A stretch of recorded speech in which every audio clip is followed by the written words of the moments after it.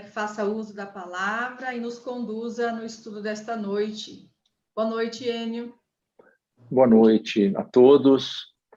É uma alegria imensa termos a oportunidade de nos debruçarmos sobre uma obra como esta, que é um divisor de águas, porque nos vem elucidar muito acerca de questões já conhecidas umas, nem tanto conhecidas outras, mas que nos convidam a um aprimoramento constante.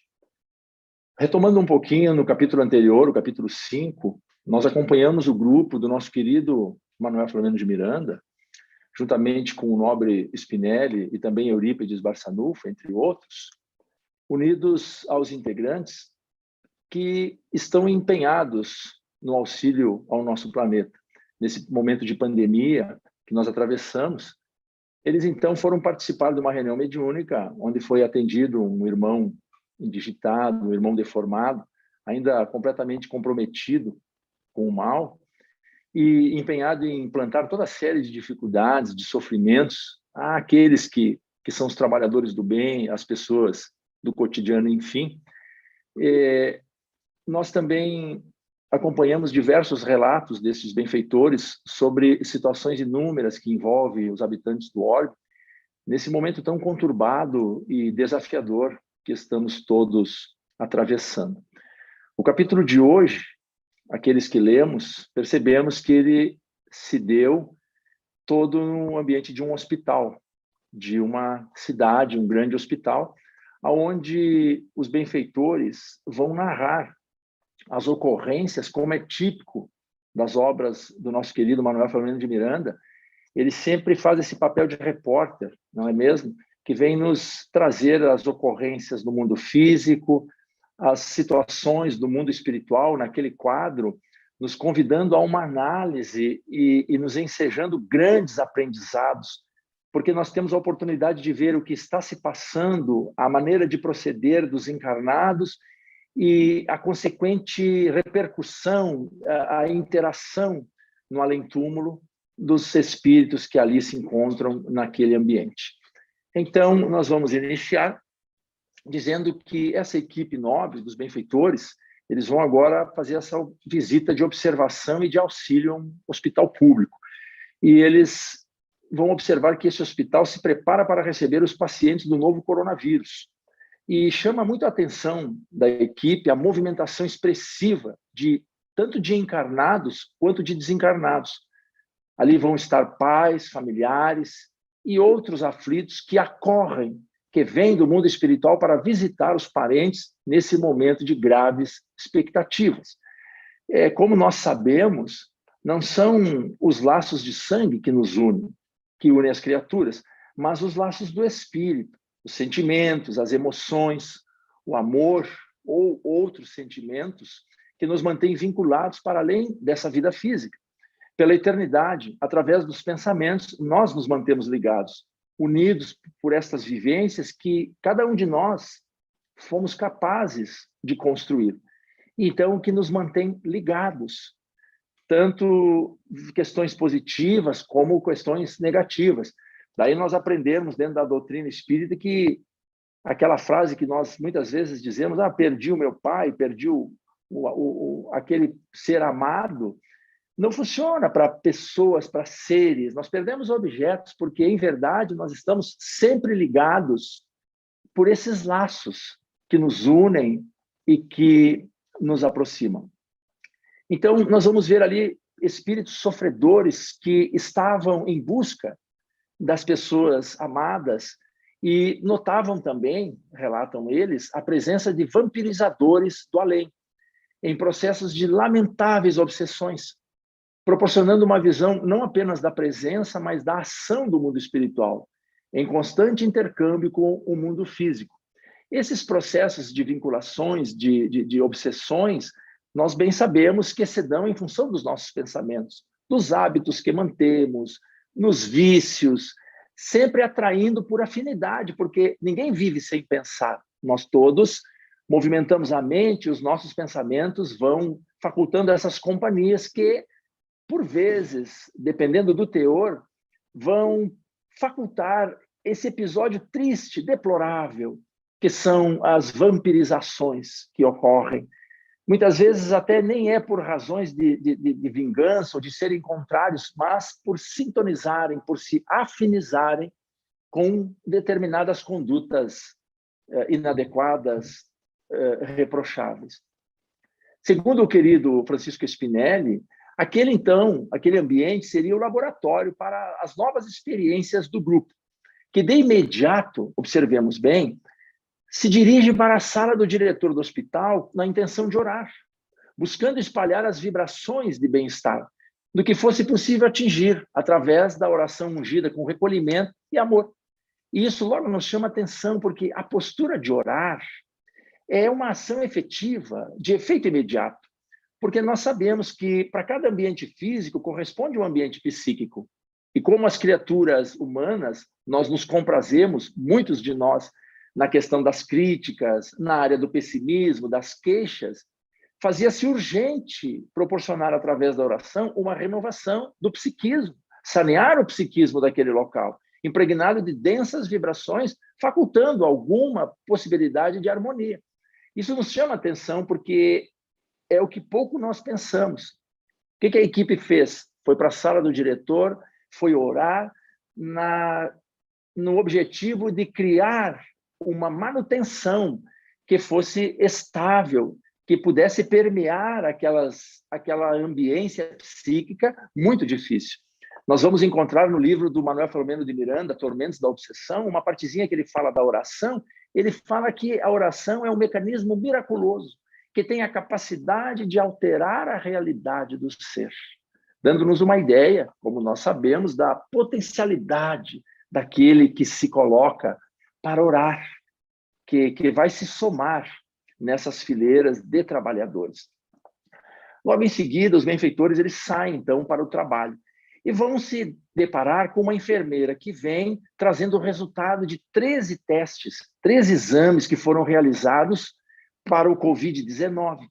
E desses 13, 8 deram positivos. Lembremos que isso se deu no ano passado, lá no início da pandemia. Os amigos da equipe espiritual, eles relatam as observações que eles viram das reações dos pacientes. Como é que eles reagiram ao receberem a notícia do resultado dos exames? Que, de forma geral, eles se deixaram dominar pelas lágrimas, pelas reclamações, criticaram o governo, as autoridades e assim por diante. Porém, destacaram um deles, o único, aliás, dentre os infectados, que mergulhou em oração, que entregou-se à providência divina e imediatamente atraiu um benfeitor, que foi por ele envolvido em vibrações de paz e de coragem. Tampouco ele se colocou em vibrações, em oração, e imediatamente o socorro se fez. No dia que nós, os encarnados, nós tivermos uma maior consciência, não apenas da presença, mas da atuação do mundo espiritual, dos benfeitores... Eu não estou ouvindo. Nós passaremos a... Enio, perdão, teu microfone eu fechei sem querer. Pronto. Ok. Eu dizia que no dia que nós tivermos consciência não apenas da presença, mas da atuação do mundo espiritual, dos benfeitores especialmente, com certeza nós vamos buscar agir com mais maturidade a nosso favor, porque nós nos deixamos abater com muita facilidade, impedindo o auxílio dos benfeitores, que ali estão prontos a auxiliar, desde que a nossa postura mental proporcione isso. Nós vamos ver no Livro dos Espíritos, na clássica pergunta 459, a questão da influência, né? Quando Kardec questiona se eles influem, os espíritos respondem muito mais do que nós podemos imaginar, a ponto que eles nos dirigem, dando-nos uma ideia de o quanto essas interferências acontecem. Logo em seguida, o querido Manuel Filomeno de Miranda, ele se dirige a Francisco Spinelli, fazendo referência ao trabalho mediúnico da noite anterior, que foi relatado no capítulo anterior. Ele vai dizer: chocou-me aparecer espíritos que emergiam do solo transformado num cemitério. Ele se diz chocado com aquela cena. Ele pergunta, a cena havia sido transportada de alguma região? E o querido Spinelli vai dizer que não. A psicosfera ambiente da reunião se modificou expressivamente. Os irmãos trazidos conduziam as lembranças dos lugares que viviam, e o pensamento firme de todos condensou no local da reunião a paisagem que eles viviam. A força da mente cria, por ideoplastia, os cenários e as circunstâncias que eles são familiares.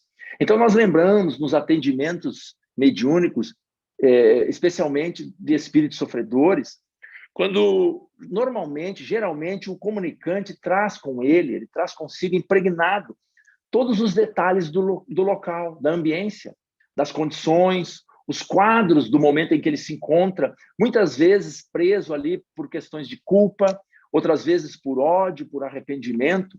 Espíritos suicidas, por exemplo, eles vão se encontrar na cena do ato impensado, do ato hediondo, com todas as sensações, com a intensidade. O atendimento, nesses casos, vai ser como um pronto-socorro de hospital. Quando chega um ferido no pronto-socorro de hospital, não tem muita conversação, é uma questão de atendimento imediato, é o envolvimento, é a ternura, é a vibração. E Manuel Filomeno de Miranda, ele segue indagando sobre a transformação para a fase lupina que ocorreu com o comunicante.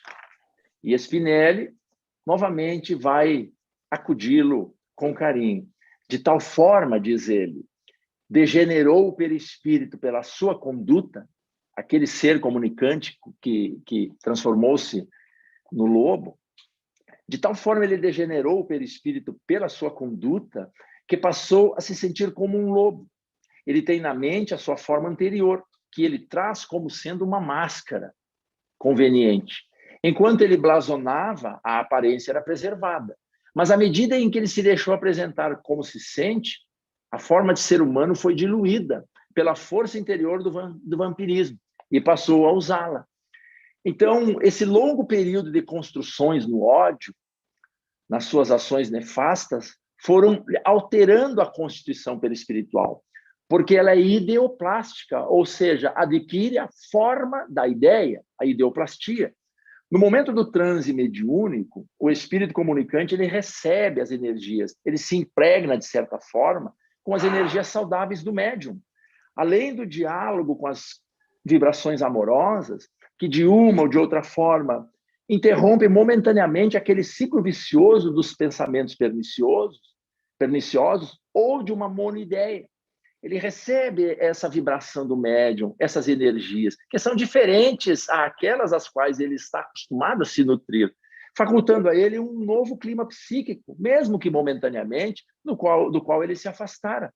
Dependendo até do médium, ele poderá captar o aspecto do espírito comunicante e poderá sentir-lhe, nesse caso em tela, os pelos do animal, a dificuldade de articular palavras, apenas grunhidos, e os detalhes mais que uma fera traz consigo, para nós termos uma ideia do desafio da mediunidade, dos médiuns conscientes que trabalham de acordo com as diretrizes do Livro dos Médiuns.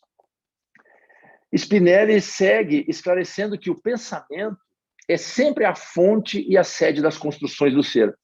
Tudo o que se pensa, de acordo com a intensidade da ideia, adquire forma e vida, dando-nos uma ideia de o quanto isso é sério, o quanto nós precisamos nos conscientizar da capacidade mental de cada um.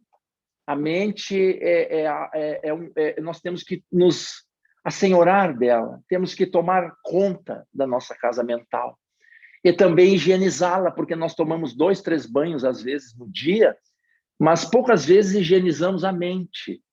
Então, podemos pensar nisso. Ele prossegue, o querido Spinelli, dizendo que as incontáveis construções mentais se espalham por toda parte, gerando formas de pensamento, e até mesmo regiões específicas que podem ser positivas ou negativas. Nós vivemos num mundo de energias que se amolda à onda mental, dando lugar a formas transitórias que o tempo cristaliza e se tornam material. Então, nós estamos constantemente criando. Agora, uma mente desavisada também cria.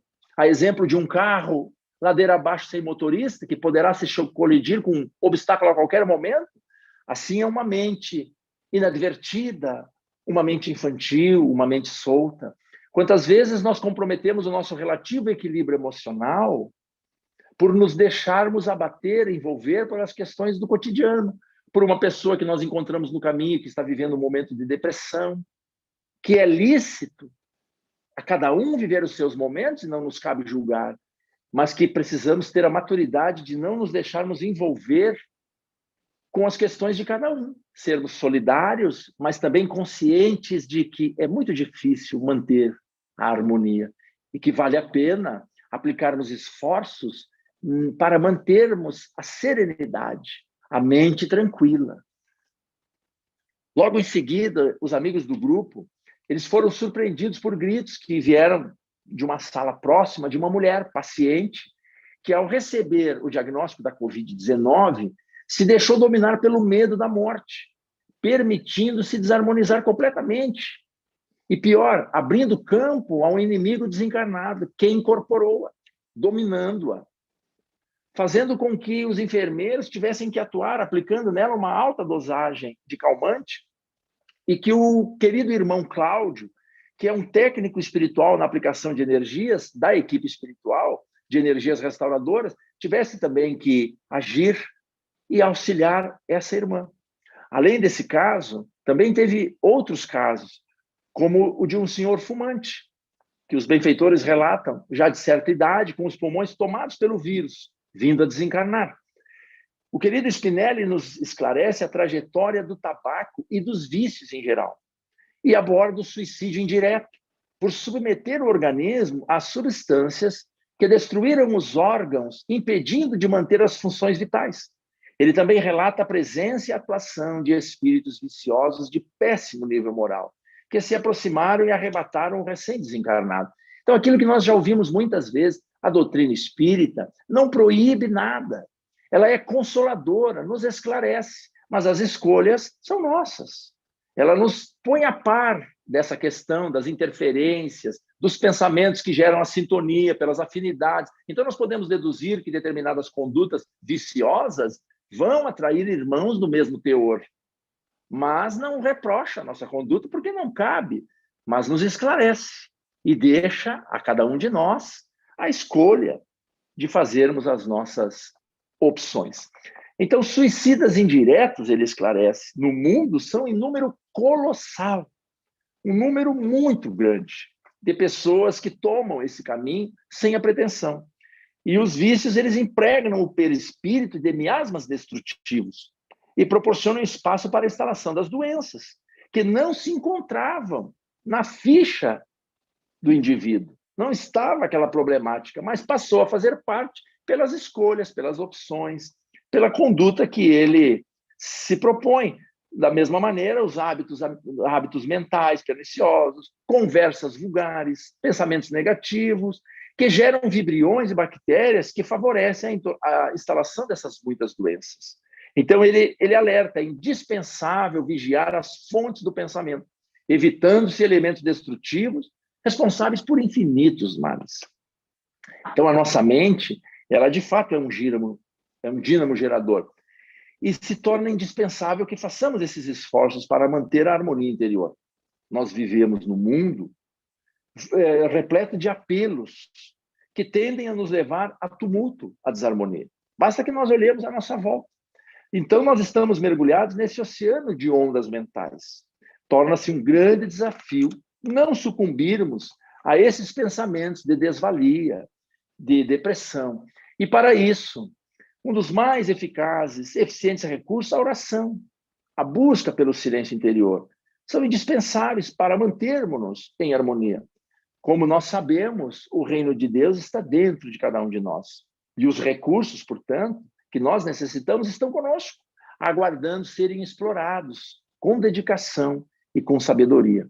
A doutrina espírita, sem dúvida, ela nos ajuda a perceber esse mundo ao nosso redor e a termos cuidado, termos vigilância, para preservar o nosso estado de harmonia relativa. Porque nós já não podemos ser tão infantis. Nós sabemos que não é o meio que faz o sujeito, o indivíduo.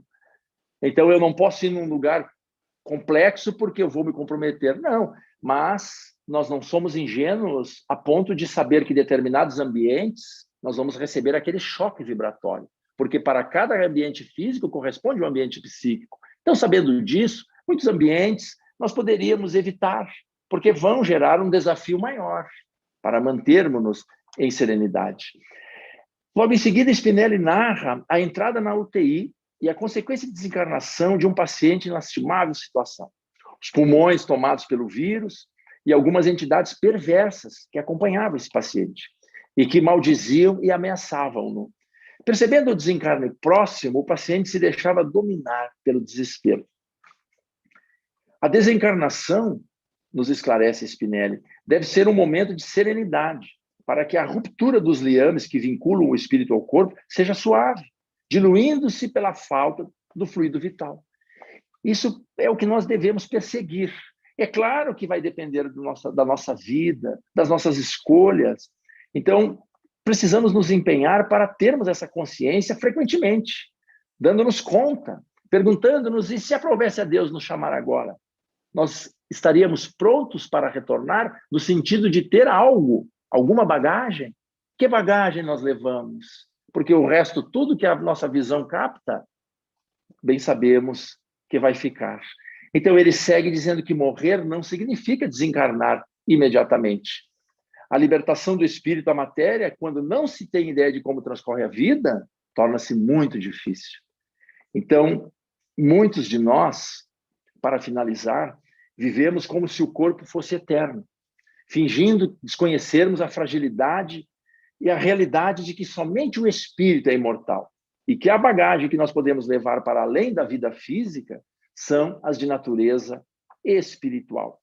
Valores morais ou vícios perniciosos farão com que estejamos leves para ascender a níveis de harmonia, deixando a máquina carnal para trás, ou impregnados com o peso das vicissitudes que aferram o espírito ao corpo físico, trazendo-lhe toda sorte de angústia e dores morais. Haja visto que André Luiz narra em Nosso Lar a sua surpresa quando ele retorna ao planeta e vê nas ruas, nas avenidas, espíritos caminhando, sem condições ou sem consciência do que poderíamos realizar fora do corpo físico. Era isso. Muito obrigada, Enio. Muito bom. Então, agora a gente passa para os comentários do companheiro Marcelo. Muito obrigado, Gisele. Muito obrigado a todos que nos assistem. Muito obrigado ao Enio, que fez uma belíssima explanação. Me deixou muito pouco para falar. Você fez um trabalho muito interessante, porque me tirou algumas cargas, como eu iria abordar de uma forma tão concisa o que você acabou nos trazendo. O que me traz algumas reflexões, e eu gostaria de comentar, a postura de alguns médicos e a postura daqueles pacientes que ali estavam. É interessante, porque os nossos queridos que vão falar depois de mim, Jussara, Vitor, e as perguntas que serão respondidas, com certeza vão aprofundar mais este assunto.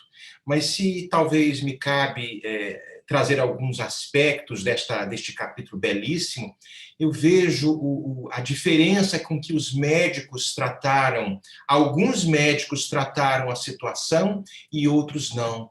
Me lembro da mensagem do Dr. Bezerra de Menezes, que foi proferida no Paraná, eu acho na 22ª conferência, que foi no dia 15 de março, do Paraná, em São José dos Pinhais.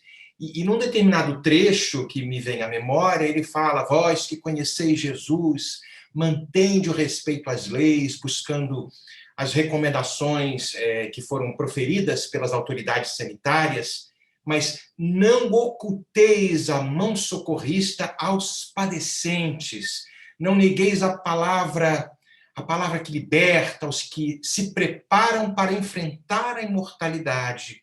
E Dr. Bezerra segue falando, como é que ele fala, meu Deus? Não saiais de onde fostes colocados, numa inútil e enganosa tentativa de impedir a contaminação. Mostrando o compromisso que estes profissionais da saúde, que honraram o juramento hipocrático, esse cidadão de 2.500 anos atrás, com essa vontade de dedicar-se àqueles que se encontram nos hospitais, nas situações mais difíceis, e deixaram as questões políticas, as questões ideológicas de lado, para fundamentarem-se neste juramento hipocrático, buscando as melhores saídas, ensaiando as medicinas necessárias, enquanto a vacina estava sendo preparada pelos diversos laboratórios. Isso é algo que me destacou e me chamou muita atenção da diferença dos profissionais ligados à área de saúde, porque existem profissionais capacitados, habilitados em todos os lados, mas será que existem profissionais verdadeiramente conscientes da sua função, não da função materialista, circunstancial, mas aquela que transcende, que fala ao coração, que nos chama às falas, às questões mais importantes. E ele trouxe à lembrança, como o capítulo muito bem nos traz, as diferentes reações daqueles enfermos que estavam ali. E eu achei muito boa da forma como ele nos trouxe aquela dama de 30 anos que tinha algumas complicações relacionadas à diabetes, com muito medo de desencarnar, e o médico explicando, acalmando-a de uma forma muito tranquila.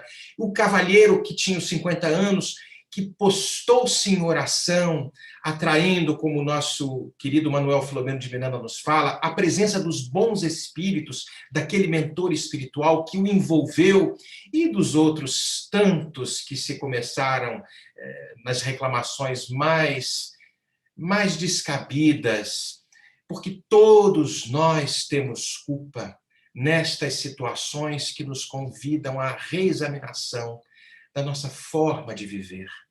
Os flagelos destruidores, como nós mencionamos na última fala, nas últimas abordagens da aula passada, que estão ali nas perguntas 737, 738, e vão até 741, 42, nas diversas situações, nos convidam a exames importantes em face da fragilidade humana. Essa dor que, como o Leon Denis nos fala, que é essa alma que nos levanta, levanta a alma escravizada à carne, ainda, para que a gente possa perceber que nestes momentos de dor há uma postura a ser adotada, né? Se nas horas de provação nós soubéssemos observar esses trabalhos internos que se dão, essa ação que é misteriosa, de que a dor proporciona em cada um de nós, que momentos significativos de um despertar da consciência, que todas as situações que nos levam aos momentos de dor, nos convidando a perceber que a vida não é só isso que a gente está vendo aqui, esse corpo, há algo além. Por isso, alguns se postaram de uma forma ainda infantil, e aquele senhor, de uma forma muito elevada, elevou-se de uma forma absolutamente fantástica. E a obra do Céu e Inferno vai nos trazer algumas situações, principalmente, talvez, no capítulo... na segunda parte do livro Céu e Inferno, expiações terrenas ou expiações terrestres, daquele menino, Marcel, o menino do número 4, que era um menino de 8 a 10 anos, contorcido, ali naquele leito, esquecido pela família, mas numa postura de profunda resignação. E o menino, quando desencarna, vai manifestar-se na Sociedade Espírita Parisiense e traz o seu histórico, mostrando que havia um passado complexo, difícil, mas que ele, escolhendo aquela situação, regenerou-se e portou-se de uma forma absolutamente destacável para todo aquele local. E esse capítulo é belíssimo, porque talvez nos traga, nas questões que estes enfermos experimentavam, as questões ligadas à revelação que nos cabe diante da dor. E que consolações as doutrinas materialistas poderiam nos oferecer nestes momentos de provação? O que a gente diz para uma mãe, para um pai, para alguém que está com o filho, com a filha, com a irmã, com a tia, no leito de morte, diante de uma enfermidade? O que a gente traz de consolo se baseamos toda a nossa vida nas questões materialistas? Absolutamente nada. Então, estamos aqui diante de uma situação que nos convida a reflexões profundas, a reflexões de como estamos vivendo, de como nos portamos e de que a vida tem uma significação que transcende as questões da nossa vida física. Ele fala também no resumo das questões do suicídio indireto, e aí a gente vai perceber nas questões 957 do Livro dos Espíritos que fala que as situações ligadas ao suicídio vão variar em um grau infinito. Cada um de nós vai experimentar estas dores difíceis, complexas, de acordo com os méritos, com os deméritos, com uma série de coisas. Mas nenhum suicida, direta ou indireta, vai escapar da profunda decepção de que não há profunda decepção. Acho que alguém entrou na linha aí, né? Mas eram estas as considerações que eu queria trazer, porque eu tenho certeza que os nossos amigos irão trazer outras coisas bem mais profundas a respeito deste capítulo. Muito obrigado. Obrigada a você, Marcelo. Sempre muito bom ouvi-lo. Agora nós convidamos a Jussara para fazer os seus comentários. Olá, boa noite a todos. Se você quiser já começar a compartilhar, Gi. Então, só para a gente ilustrar um pouquinho, nós trouxemos algumas imagens que vão se relacionar a toda essa parte do resumo que o Enio apresentou para a gente, começando com essa primeira, que nos lembramos sempre, que até com o próprio Espírito André Luiz comentando também, nos fala, né, que do nosso ponto de vista, o planeta Terra pode ser azul e branco, mas quando nós estamos falando em relação à psicosfera espiritual, não necessariamente é isso que nós vimos, porque nós estamos aqui relacionando e mostrando exatamente que ela reflete os nossos sentimentos, os nossos pensamentos. Então, se você quiser passar o próximo já.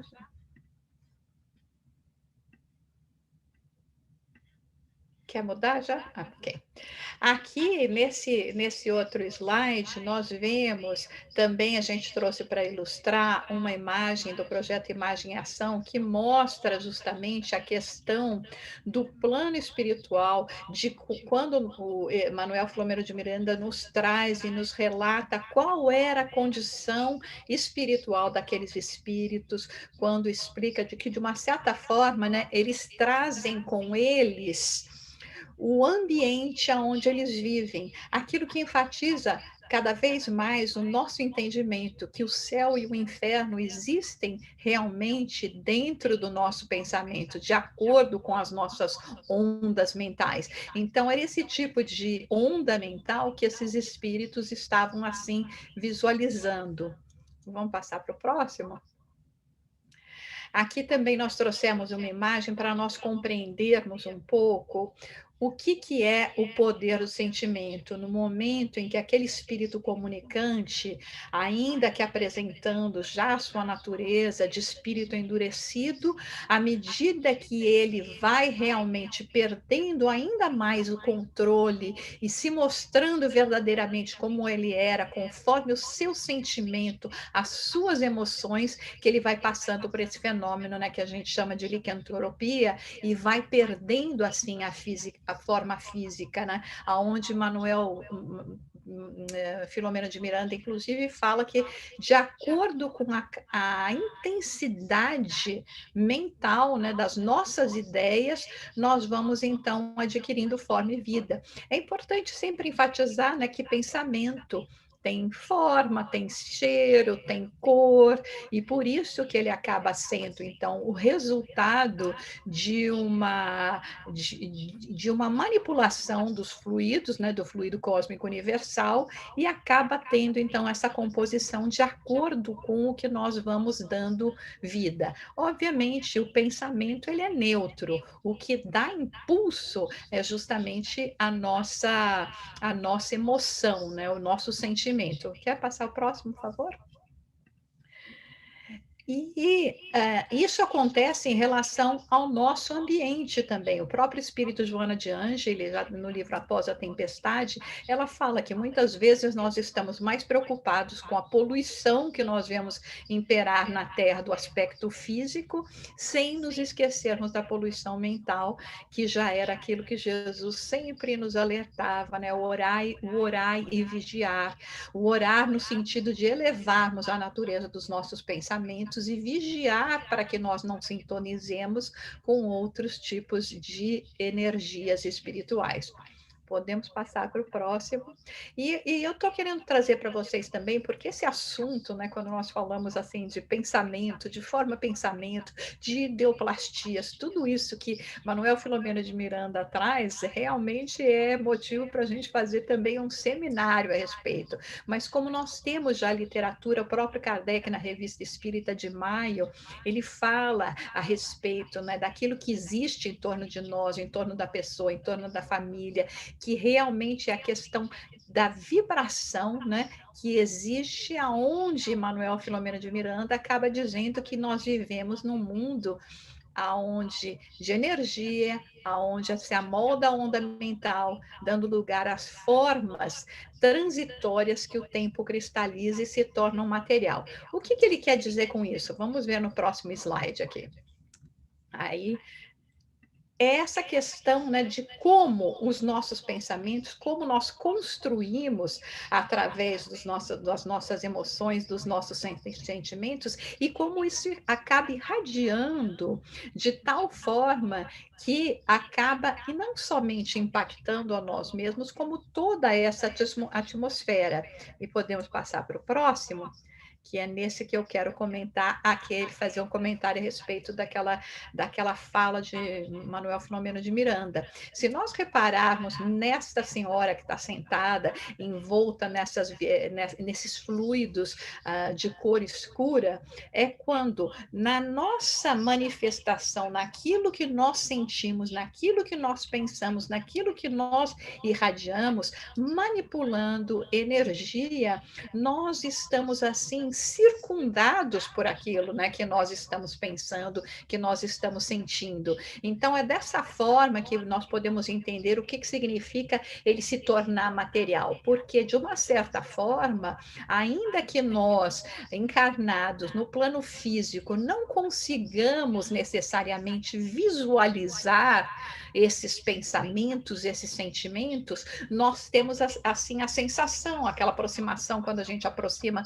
como disse o Enio, de um lugar, de uma pessoa, de um ambiente, que nós podemos ter, assim, uma simpatia ou uma antipatia. E como nos fala, então, Kardec, no livro Gênese, que, de uma certa forma, nós não podemos esconder nada, que uma alma, no sentido espiritual, os espíritos percebem tudo aquilo que irradia em relação a nós mesmos. Isso também, passando para o próximo slide, pode explicar como nós estamos imersos, né, nesse fluido, nessa energia, nessa psicosfera espiritual, que é o resultado dos nossos pensamentos, das nossas emoções, explica, às vezes, aqueles sentimentos que nós temos de ansiedade, de mal-estar, que a gente pode sentir. E podemos passar para o próximo slide?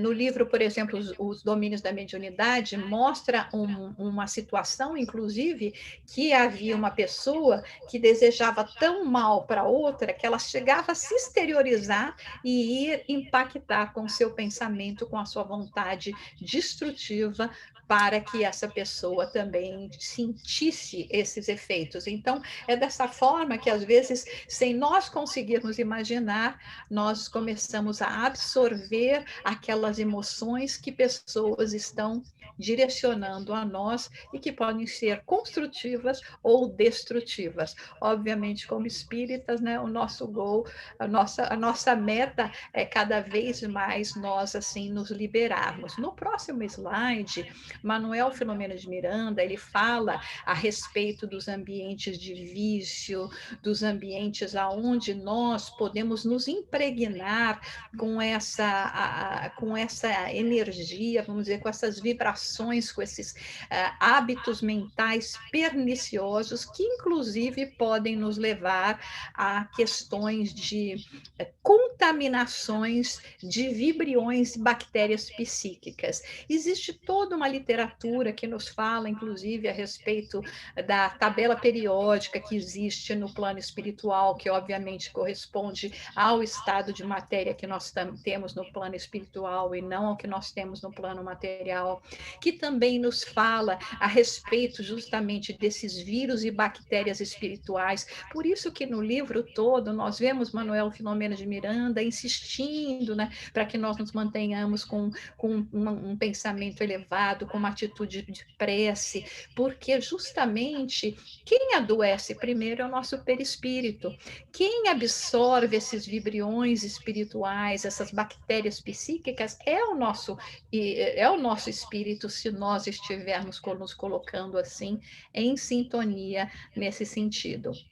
Então, muito importante no próximo slide nós pensarmos e estarmos sempre irradiando, procurando fazer com que nós irradiemos os bons pensamentos.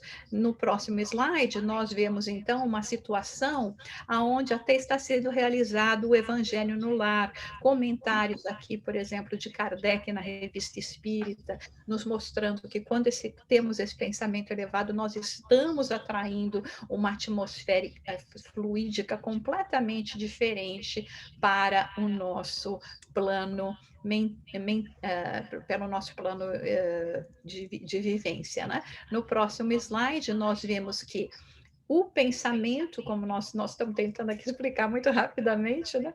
Mas que o pensamento, como uma energia de corrente, né? Como ele recebe assim a impulsão, como nós falamos, do nosso sentimento, da nossa emoção.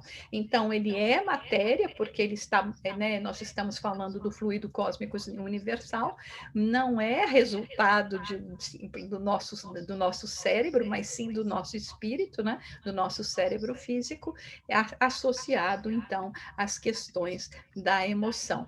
Por isso, né, que no próximo slide nós vemos a importância de nós aliarmos esse nosso pensamento a ideias mais positivas, a questão da prece. Por isso que sempre se enfatiza, né, o poder do pensamento, o poder da prece, o poder da união, como nós, quando estamos assim, unidos e podemos estar melhores, né?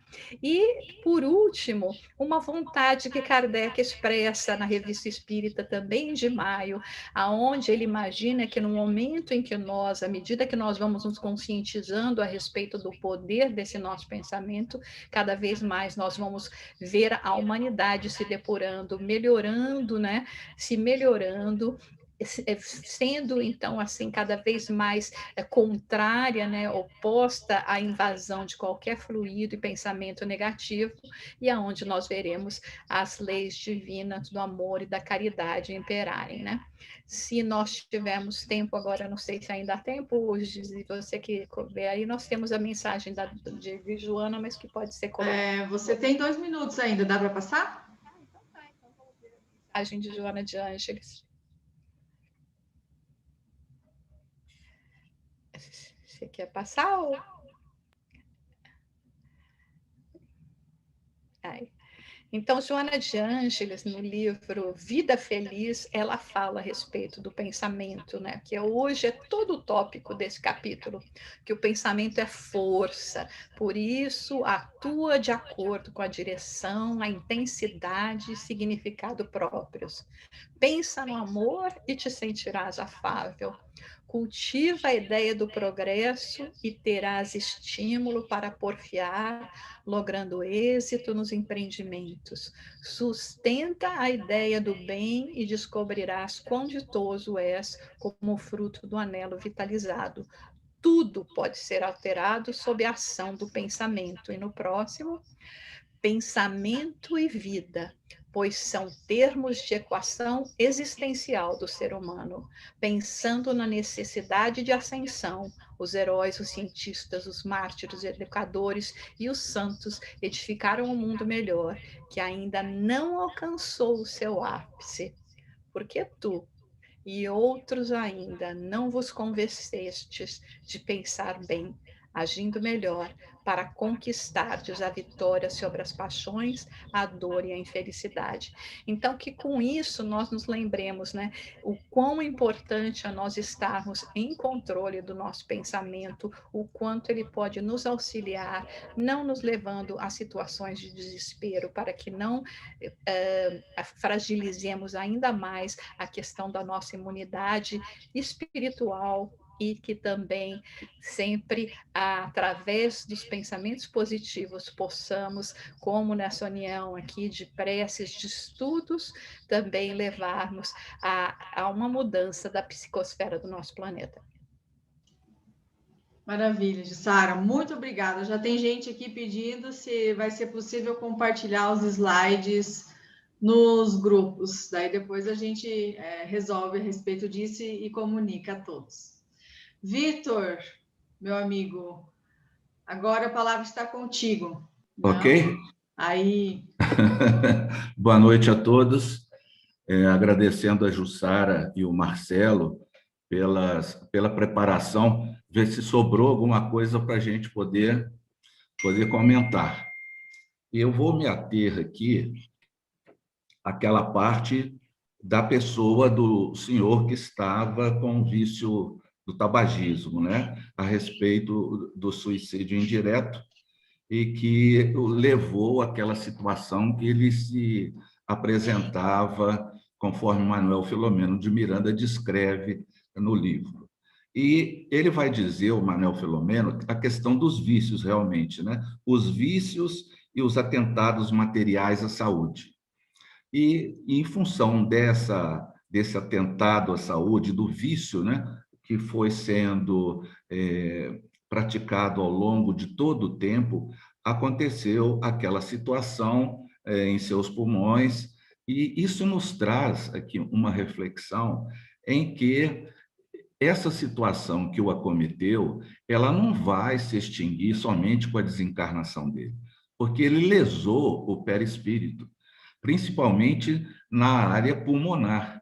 Então, o perispírito, como forma de um futuro corpo, naturalmente vai apresentar para esse companheiro, numa nova encarnação, uma ligeira situação de distonia na área da respiração, porque isso não vai ser apagado imediatamente, porque toda ação tem uma reação, né? Foi uma escolha de fumar, etc.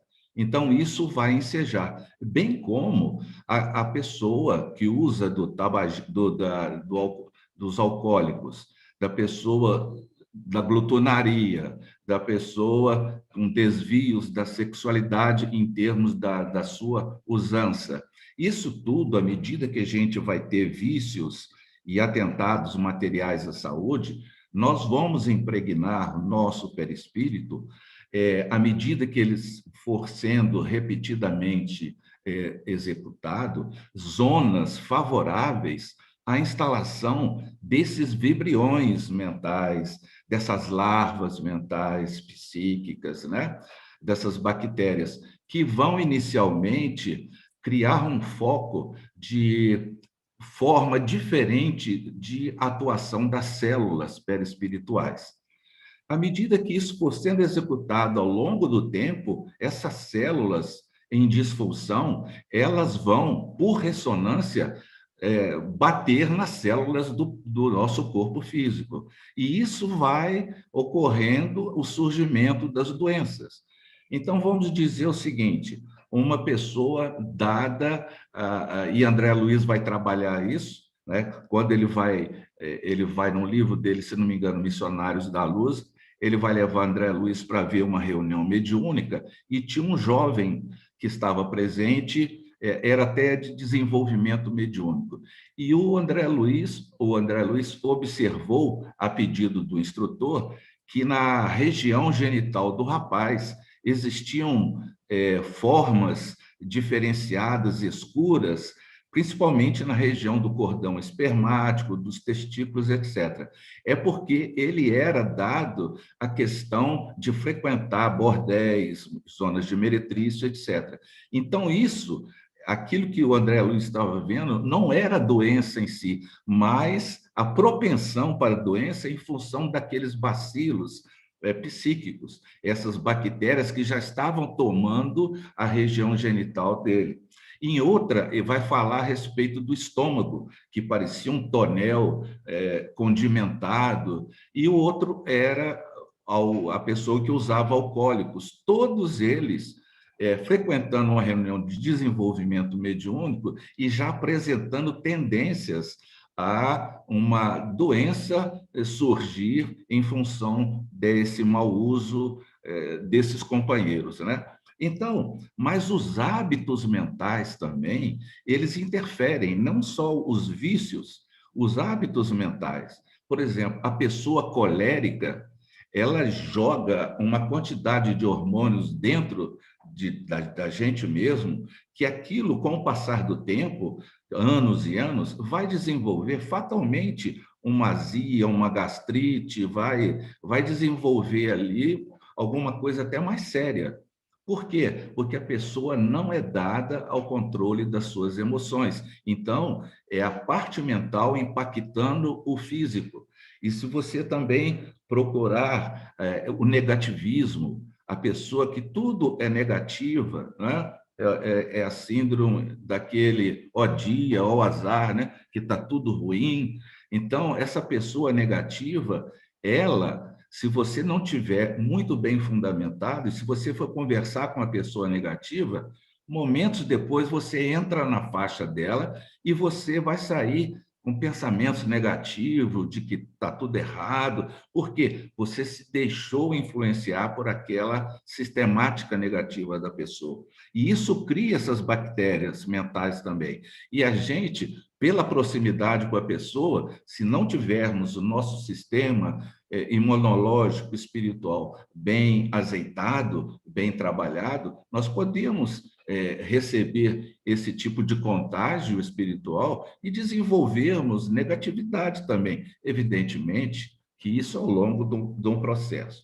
Mas uma coisa que eu queria ressaltar aqui é o seguinte: esse companheiro que estava com problema do tabaco, outros do alcoolismo, etc., eles no plano espiritual, eles não vão deixar de sentir necessidade do tabaco, do alcoolismo, dos alcoólicos, da alimentação de maneira mais material, da prática do sexo, etc.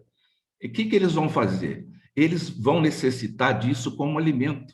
Então, eles vão se aproximar com esse desejo perto de outras pessoas que estão na mesma faixa. Então, eles vão iniciar um processo de vampirização, porque eles vão pedir, e isso está no livro lá, Sexo e Destino, a bebida, eu quero beber. O companheiro, que era o espírito vinculado lá ao Cláudio, ele bebeu, logo depois o outro também, porque eles queriam fazer uso daquilo que fazia falta para eles quando encarnados. Então, na realidade, essas criaturas que têm esses vícios, durante uma fase, eles vão servir de elementos para satisfazer as necessidades dos desencarnados. Isso em toda a situação, né? Então, nós temos que ter bastante atenção com esse sentido. Evidentemente, quando se começa um processo obsessivo, isso nós temos que ter certos amparos, porque foi dito aí pela Jussara, quando ela apresentou um slide muito interessante, com 3 faces, né? A primeira normal, a segunda já em processo mais ou menos assim, né? Diferente, e a terceira com uma garra, né? Como se fosse.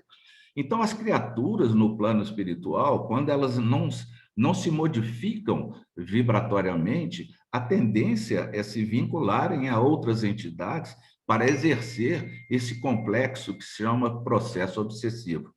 E, às vezes, esse processo é tão danoso, a criatura que desencarna, por exemplo, com a cólera, com a raiva, com o ódio de uma pessoa, ela chega ao ponto de não só perder a identidade facial, mas ela vai, nesse processo de monoideia, ela vai despersonalizando tal a sua forma perispiritual que ela é chamada de ovoide.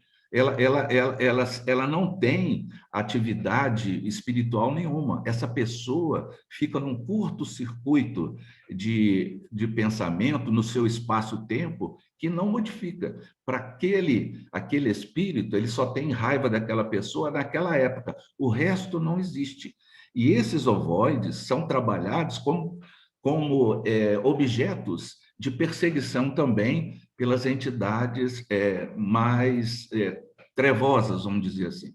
Então, esse complexo de pensamento agindo sobre o campo perispiritual é um capítulo que deve ser trabalhado e que o Manuel Filomeno abriu a porta ali. Mas se a gente for trabalhar nas obras de André Luiz e do próprio Manuel Filomeno, junto com o capítulo 14º de A Gênese, que fala só sobre os fluidos, como que o nosso pensamento impacta os fluidos, na nossa casa também. A gente fala casa, mas é a casa que a gente reside.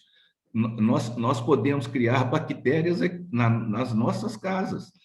O atrito entre marido, mulher, filhos, ainda mais agora, na questão da pandemia, quando todo mundo fica mais próximo, se não tivermos uma educação espiritual, da complacência, do bom entendimento, da ligação com as correntes do otimismo, para diminuir o impacto dessa proximidade todo dia, durante todo o tempo, e isso pode surgir ali atritos verbais, discussões, que vão impactar o nosso cenário do lar e criarmos, sem querer, pequenas bactériazinhas que, com o passar do tempo, se nós não cuidarmos, isso pode acrescentar algo não muito interessante.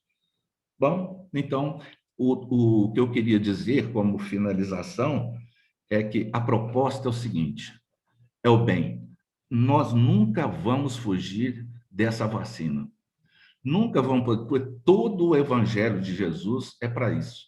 Então, sem isso, nada vai mudar. Então, fazer o bem faz bem, é a prática de você se conectar àquilo que é positivo, àquilo que é bom, àquilo que é correto, e com isso você vai criar um círculo de amizades, um circuito de simpatia, como diz o Emmanuel, que isso é fundamental. O circuito de simpatia trabalha a nosso favor também, e isso vai nos fortalecendo com anticorpos, e isso vai favorecer também a nossa modificação. Evidentemente que isso leva tempo.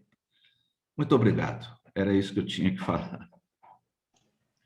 Muito obrigada, Vitor. Excelente contribuição. Agora nós vamos passar para a parte das perguntas. E a primeira vai para o nosso querido amigo Enio. Enio, na página 80, último parágrafo, e também na página 82, primeiro parágrafo, quando o mentor explicava sobre a força da mente e a forma pensamento, quis dizer que os espíritos plasmaram naquela reunião mediúnica a região na qual se encontravam e ela se tornou visível a todos? Seguindo o mesmo raciocínio, podemos afirmar que a explicação do mentor também se aplica à afirmação de que o céu ou o inferno são um estado de consciência? Exatamente. Foi a tônica das nossas colocações até aqui, né? Por exemplo, nas nossas vidas, nós vamos procedendo por caminhos diversos, cada um de nós, através do uso que fazemos do livre-arbítrio, as nossas escolhas, tudo aquilo que nós realizamos, tanto em pensamentos quanto em ações, vai ficando registrado no nosso perispírito. Dependendo do móvel da ação, ela pode ser mais sutil ou mais denso. Um sujeito que é movido para cometer um crime é uma significação. Aquele outro que se movimenta para ser altruísta, para estender a mão a alguém que sofre, é outra composição. Então, isso vai ficando impregnado no perispírito de cada um de nós. dependendo do teor dos nossos sentimentos, do nosso móvel íntimo e das nossas ações. Então, toda essa dinâmica, ela vai construindo, ela vai consolidando a nossa psicosfera individual. Ou seja, o clima psíquico que nós somos capazes de construir, que vai impregnado em cada um de nós, é que é a nossa realidade mais profunda. Porque, às vezes, num diálogo, numa conversa, nós damos a entender, nós projetamos uma imagem nossa que nem sempre condiz com a realidade. É o que nós parecemos ser. Mas quando nós falamos dessas questões internas, do móvel íntimo, nós estamos falando da nossa realidade mais profunda. Então, quando de volta, de retorno ao grande lar, todo esse somatório das nossas vivências, das nossas ações, é que irão delinear o nosso estado, o meio em que nós iremos nos encontrar e a forma como nós estaremos. É por essa razão que os espíritos inferiores não têm acesso a determinadas regiões da espiritualidade elevada. Por exemplo, mesmo querendo, sozinhos, não conseguem, pois as conquistas realizadas não permitem, porque dependendo das ações, das atitudes, dos pensamentos, estamos ainda pesados e não conseguimos ascender. Então, naturalmente, não teremos acesso, ficaremos vinculados àquele campo que nós mesmos criamos na medida em que fomos vivendo, em que fomos nos posicionando. Desta forma, podemos dizer sim que céu e inferno são estados da alma. Trabalhemos e nos trabalhemos para, desde já, construirmos um ambiente de harmonia e de paz. Não depois, agora, nesse momento. Não nos outros, mas em nós próprios. Perfeito, Enio. Muito obrigada, mais uma vez. A segunda pergunta nós faremos para o companheiro Lincoln, que é a seguinte. Durante a reunião mediúnica, o espírito comunicante estava se disfarçando com sua forma anterior para mascarar a sua forma de lobo, constituído pela perversidade dos atos. Foi atendido e assumiria a forma humana novamente. Quando espíritos deste mesmo nível vibratório reencarnam, trazem consigo resquícios destes fluidos decorrentes de construções de ódio? Se sim, poderão reencarnar com transtornos mentais decorrentes deste fato? Muito bem, muito boa noite a todos. A pergunta em si já traz elementos de grandes reflexões para todos nós. A primeira delas é as nossas possibilidades como espírito de moldar o nosso perispírito. E isso não é somente enquanto nós estamos fora do corpo, não, desencarnados.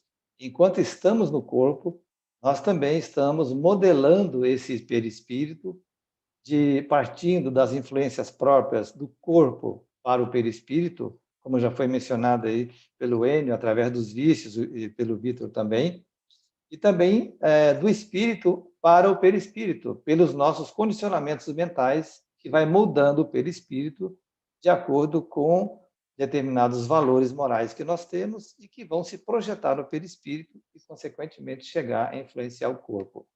Então, quando nós reencarnamos, cada um de nós traz, de acordo com o nosso nível ético-moral, o nosso nível de mentalização, a projeção no perispírito daquilo que será projetado no corpo.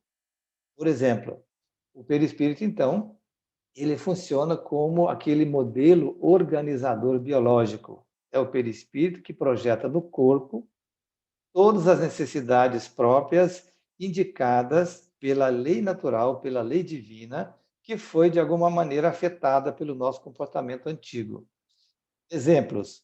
Um espírito que recebe um corpo já com defeitos graves de mobilidade, como pode ser uma paraplegia, uma tetraplegia, ou limitações próprias no campo da audição, da fala, da visão, os órgãos de manifestação próprios do espírito enquanto encarnado, e outras problemáticas que são colocadas ou que se manifestam em órgãos internos, seja coração, pulmão, fígado, enfim, todos os nossos órgãos, esses elementos são, que, digamos assim, limitadores ou constrangedores do corpo que nós vamos utilizar, eles são produzidos justamente por esse modelo organizador biológico que vai produzir o novo corpo que nós vamos utilizar na encarnação, mas como decorrência dos compromissos do espírito já por encarnações anteriores, por equívocos que cometeu,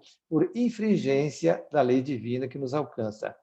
Vamos verificar, então, conclusivamente, que essas ocorrências não são um castigo divino para nós, são elementos educativos que a misericórdia divina coloca no nosso caminhar evolutivo, para que, na convivência com esses fatores que dificultam a nossa existência física, possamos, através deles, refletir acerca dos nossos valores, para avaliar o valor da nossa liberdade, para avaliar os elementos que poderíamos ter e não temos no momento.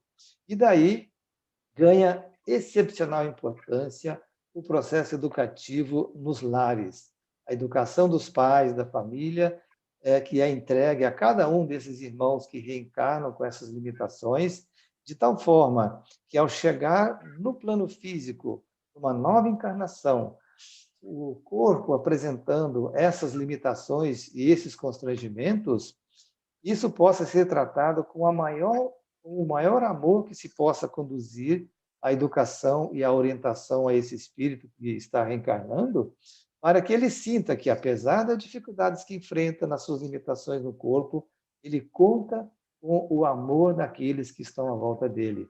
E existem exemplos grandiosos de como os espíritos conseguem se reerguer desta crucificação através do corpo para uma nova dimensão, uma nova postura espiritual preparatória para a sua próxima encarnação. Naturalmente, cada espírito que vai reencarnar, estando nesse estado de desequilíbrio muito grave, as circunstâncias que ele vai enfrentar decorrerão naturalmente se ele aceitou ou não determinados indicativos para a sua reeducação espiritual. E nesse caso, o exemplo mencionado pelo Marcelo lá no livro Céu e Inferno é marcante.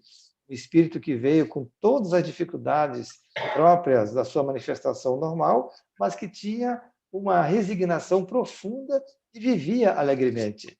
Verificamos hoje aí nas redes sociais espíritos que reencarnam sem os braços, por exemplo, e o indivíduo supera toda essa limitação e vive uma vida saudável. Então, preparando-se para, mais adiante, renascer e merecer um corpo já com a sua estruturação própria para se manifestar plenamente.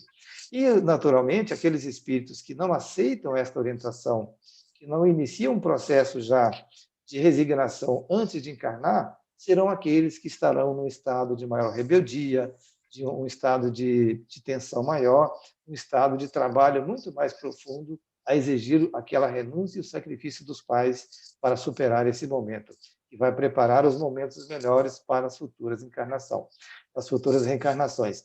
Então, irmãos, cada um de nós trouxe na projeção para o campo físico aquilo que nós colocamos e marcamos no nosso perispírito que se projeta agora no corpo que nós temos. É o corpo que nós merecemos, de acordo com a misericórdia divina. Se os irmãos quiserem complementar alguma coisa, nós deixamos a critério para complementar. Muito obrigado. Muito obrigada, Lincoln. Muito bom. Agora nós vamos passar para a próxima pergunta para a Vânia. A pergunta diz assim: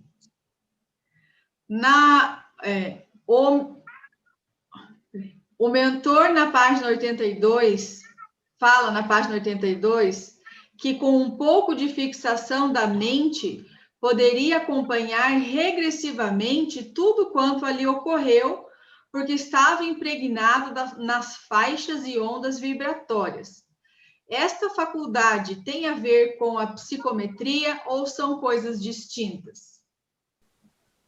Olá, boa noite a todos. Esse é um tema que eu gosto muito, a psicometria, e, nesse caso do ambiente, é chamado de psicometria psíquica.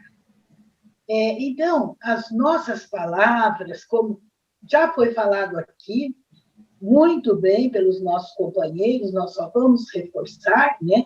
As nossas palavras, os nossos pensamentos são energia.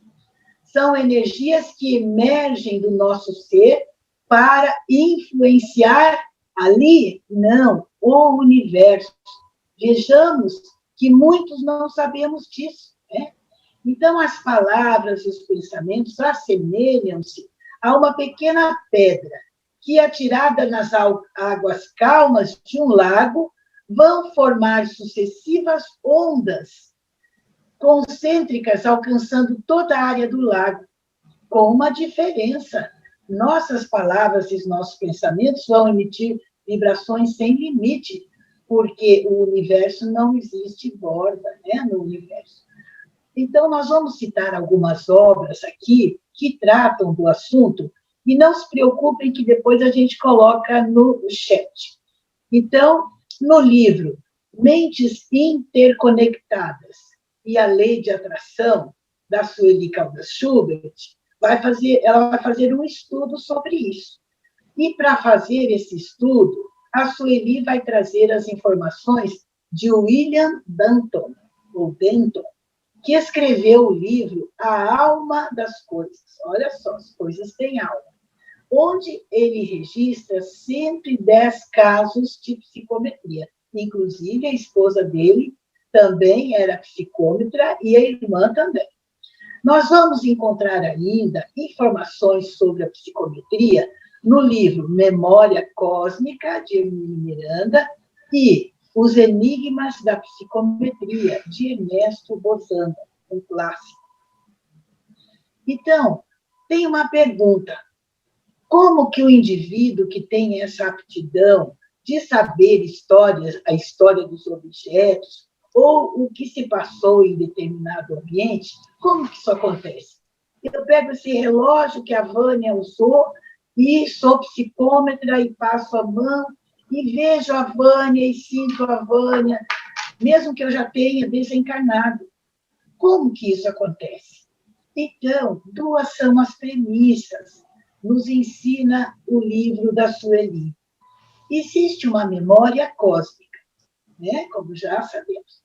Os ambientes e os objetos guardam as vibrações daqueles que estiveram ali ou daqueles que manusearam e usaram os objetos.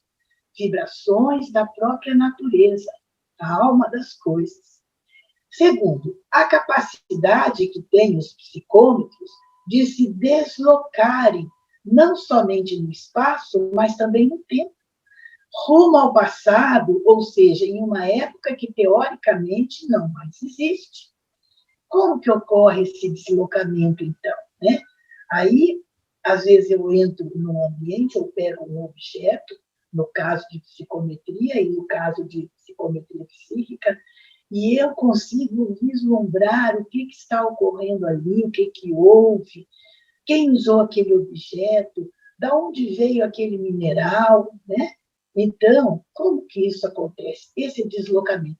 Às vezes, o mineral, o psicômetro vai até a mina de onde saiu aquele mineral. Como que isso ocorre?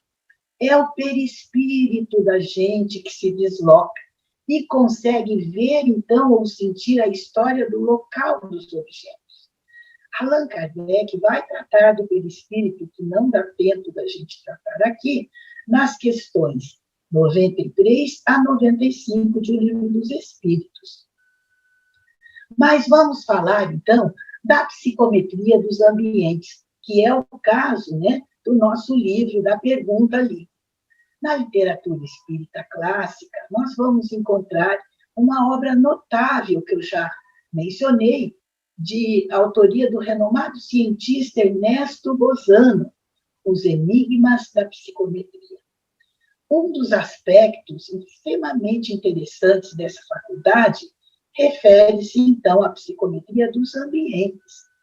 Dentre os vários casos estudados por Bozano também, ele vai registrar o ocorrido em 1904 com a psicômetra Catherine Bates, me desculpem aí os americanos. Ele vai escrever o que ela dizia. Há alguns anos, diz ela, comecei a ser penosamente influenciada pela atmosfera psíquica das alcovas, dos quartos, né? O que constitui para mim um grave inconveniente, já que eu viajo constantemente pernoitando aqui e acolá. Aconteceu-me mais de uma vez, diz ela, ter que deixar o quarto de hotel, belo e confortável, por outro pequeno e escuro, isto por se me tornar insuportável a atmosfera mental ou moral gravada no ambiente por qualquer de seus ocupantes anteriores. Mas, ainda bem, diz ela, que eu estou apta a perceber as impressões puras e elevadas depositadas nos ambientes, notando-se, porém, que são estas de natureza muito mais genérica. Também sobre a psicometria dos ambientes, não podemos deixar de citar a médium inigualável Ivone do Amaral Pereira, desencarnada na década de 80, 1980. Ela vai narrar, no livro Devassando Invisível, que, certa ocasião, ela foi visitar uma amiga da família que morava em uma chácara muito antiga, que datava do Segundo Império, localizada no subúrbio do Rio de Janeiro. Então, logo na primeira noite, ela conta que não conseguiu dormir, porque o local onde ela estava apresentava-se a sua percepção totalmente transformado. Não era aquilo que ela chegou e viu, era transformado. Ali havia sido antigamente uma fazenda de escravos. Então, Ivone passou a ver as cenas típicas da escravatura, a fazenda antiga, as senzalas, o milharal, o canavial, a movimentação cotidiana, tudo acompanhado por cânticos dos escravos, que ela via carregando pesados feixes de lenha, trabalhando nas enxadas e etc. Alguns ainda pedindo socorro porque estavam em sofrimento. Mas o nosso querido Divaldo Franco, ele também é dotado dessa psicometria psíquica. Eu me lembro que, certa vez, ele entrou no Teatro da Federação Espírita do Paraná para conhecer, e o teatro estava vazio, e ele já foi logo dizendo: eu consigo ouvir aqui uma palestra, alguém estava dizendo isso, isso e aquilo. É muito interessante. Por isso, a importância, gente, da gente, cada um de nós vamos querer deixar o quê impregnado nas paredes, no ambiente, né? Nós vamos querer deixar uma mensagem bonita com os pensamentos ou não, né? Então, Gisele, vamos falar da psicometria psíquica do Divaldo, e, para isso, eu queria que você colocasse os primeiros slides, né? Põe o primeiro slide. Eu só acho que não vai dar tempo. Acho que não vai dar tempo. Se a gente puder passar para eles, não vai.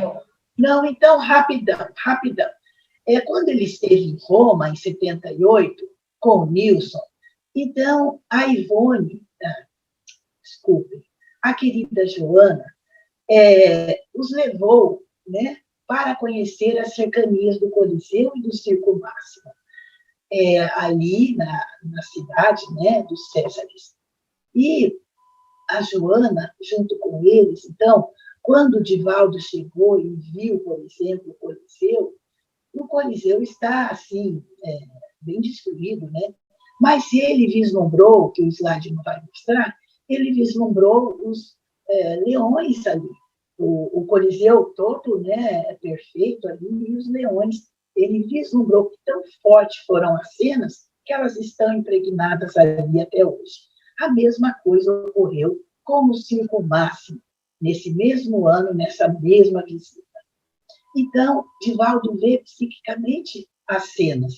Em cada cenário, em cada movimento, em cada rua, defrontava o passado, imortalizado nas pedras, né, e desgastado pelo tempo, né? E também Quando eles essa daqui é especial, porque todo mundo deve conhecer a história. Quando ele esteve em Frankfurt, na Alemanha, e em 2008, em maio de 2008, ele foi numa sala que a equipe de espíritas lá alugou para a conferência dele. Nessa sala, em 1945, ele iria proferir, havia sido, eu estou preocupada com o horário, Gisele, já termino, havia tido um tribunal. Então, meus irmãos, eu coloco isso no chat, porque realmente não vai dar tempo, tá? Então, muito obrigada pela atenção de vocês. Tem mais 2 casos, mas a gente coloca aí no chat. Pronto, Gisele. Obrigada. É porque a gente tinha mais 2 perguntas, mas diante do tempo não vai dar. Vai ficar só para mais uma, então. Para o Laudelino. Deixa eu pegar aqui. Na página 84, o mentor afirma que na Terra o número de suicídios indiretos no mundo é em número colossal, incluindo, além dos vícios materiais, os hábitos mentais perniciosos, as conversações vulgares e tóxicas, as culturas do pensamento negativo que geram vibriões e bactérias psíquicas. Diante disto, poderíamos afirmar que todos aqueles que desencarnam em decorrência disto serão vítimas de entidades vampirizadoras no mundo espiritual? Olá, amigos, boa noite. Eu penso que parte da pergunta, quando fala a respeito dos hábitos mentais e dos vibriões, nossa querida Jussara, bem como o Victor, esclareceram muito bem a respeito do pensamento e da vontade e também da questão dos vibriões mentais, que, segundo Manuel Filomeno de Miranda, que intitula como vibriões, essas bactérias, né, mentais, e André Luiz nos trata como larvas astrais, mas produzidas através de uma mente atormentada em médio e longo prazo, podendo prejudicar, assim, as funções físicas até chegar ao momento de fragilizar o órgão e promover a morte secundária a esse pensamento ou essa conduta inadequada mental, promovendo a fragilidade física e a morte em consequência.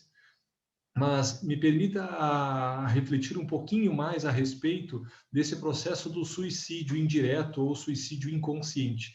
E se essa vítima estaria sendo vampirizada por estar sendo considerada um suicida indireto. Eu começo a fazer uma reflexão no mundo de provas e expiações, onde nós todos estamos vivendo, até onde as nossas condutas diárias são condutas que seguem uma plenitude, mantendo o dia todo com condutas retas, sem ter nenhum tipo de equívoco ou condutas realmente erradas, equivocadas. Todos nós, às vezes, podemos exaltar um pouco a nossa mente e trazer condutas aonde o consumo do nosso fluido vital se dê de uma forma inadequada. E será que com isso eu serei considerado um suicida indireto? Que de repente eu possa ter tido 1, 2, 3 dias, um estresse, uma ansiedade que de repente tenha consumido a minha mente, a minha matéria mental de uma maneira mais acelerada do que habitualmente eu faça? Como que eu posso chegar no mundo dos espíritos e, de repente, poxa, sou um suicida indireto por essa conduta? Mas exatamente a conduta se dá da maneira que eu possa criar um hábito mental. Porque se eu tenho condutas e vou mantendo esta de uma forma habitual, rotineira, equivocada, eu vou de uma maneira gastando esse fluido mental sem a percepção para a sua reposição. E eu vou fragilizando as questões da energia que envolve as vibrações perispiríticas, e dessa forma eu fragilizo o meu corpo físico. E isso vai me promovendo cada vez mais a fragilidade orgânica, me promovendo a morte.